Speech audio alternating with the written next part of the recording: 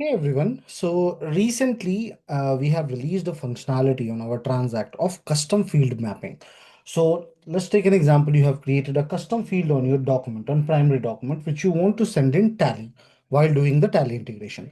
So how you can map that custom field with any of the fields available in Tally. So let me show you.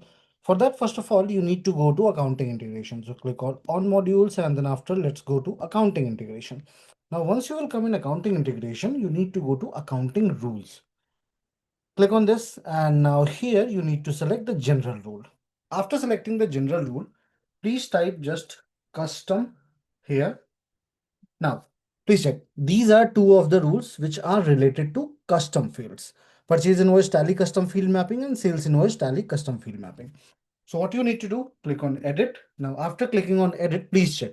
This is a custom field which I have created.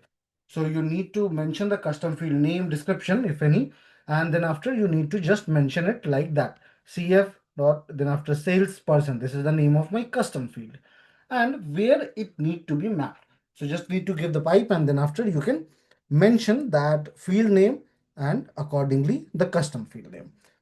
So this is how you can map your transact custom field for Tally, and then after you can send it. Same you can do in purchase as well. I hope this video will be helpful to you in order to map the custom field. Have a good day ahead.